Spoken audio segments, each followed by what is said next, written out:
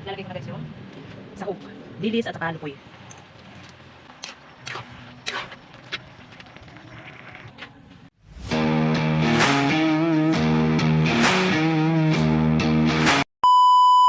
Today's video, magluluto na tayo ng laing. Ayan, konti, pinatuyo ko lang ito ng konti. Tapos may laman siya guys. Kabayan, may laman. Nandito na yung bawang, luya, sibuyat, at saka asin. Magic sarap. Ano ko lang yan. Lalagay ko na rin yung pangalawang lata para mag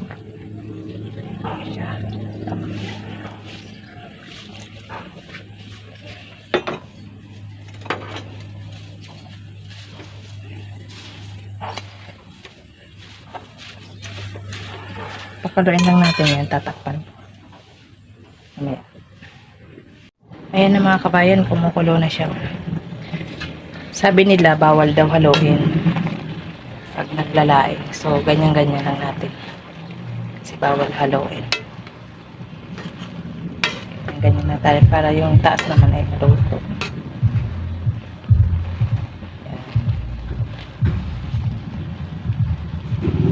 Huwag haluin kasi sabi nila pag hinalo daw yung ganito mga ngati.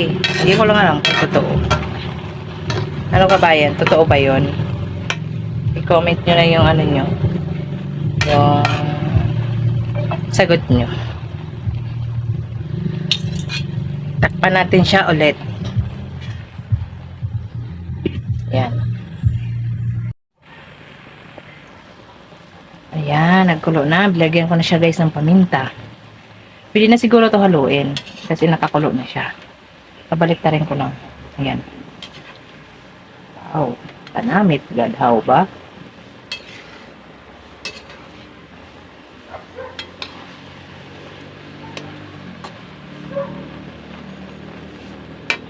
Lalagay ko na guys yung sahog, dilis at saka lupoy.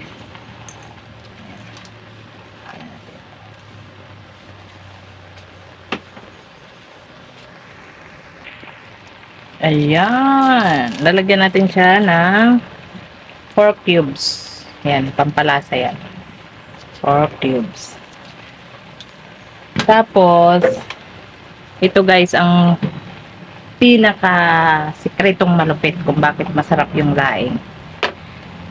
This one, bagoong na alamang.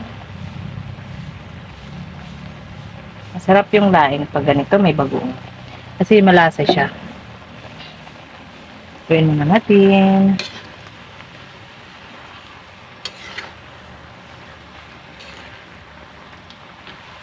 Ang bango. Tayo na ito makakadayit.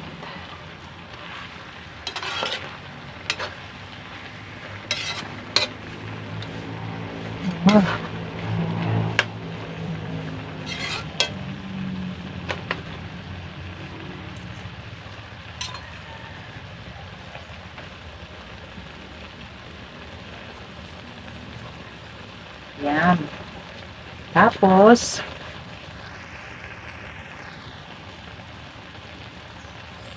ayan o, tuyo na siya o. Ayan, tuyo na siya. Wala na siya masyadong wara. Hindi na lang yung tubig niya. Ay, yung gata niya. Lalagyan na natin guys yung pangalawang gata or yung kakang gata. Tapos, mayroon pa po yung halo. Maraming halo ko. Yun. Tinapa. Lagyan siya ng tinapa para masarap. Wow! Ang yummy naman niya.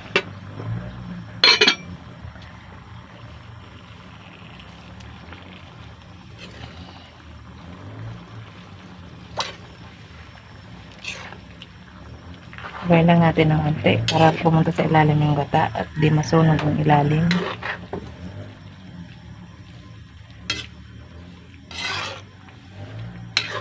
Ang kanyang halo ay yung hinalo ko para masarap. Dapat may baboy pa to pero wala tayong pangbili. At mahirap lang tayo kaya nga tayo naggulay eh. Ang halo ko nito ay tinapa, dilis na konti at saka lupoy na konti. Diba?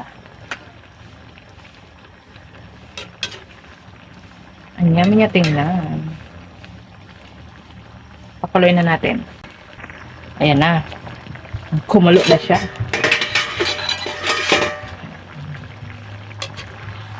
Haluin natin para ma-absorb sa ilalim ng kanyang lasa. Tapos parang hindi pa yata natutunaw yung cubes. Hindi pa natin masyadong nahalo. Wala naman itong diet.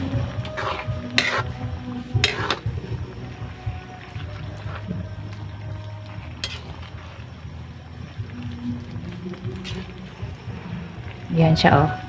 Wow.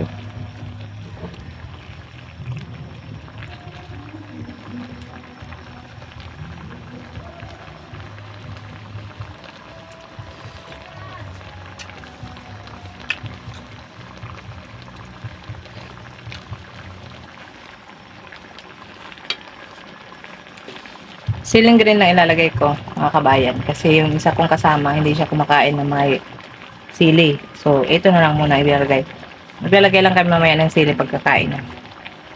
Kanya-kanya na lang ng lagay. Para naman makakain yung isa.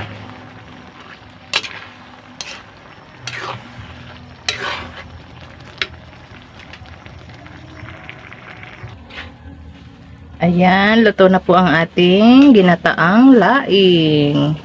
Yan guys, oh. Masarap to sa kanin. Tapos may prinitong isda. Oh, yummy. Yan, thank you. Thank you for watching. Bye-bye.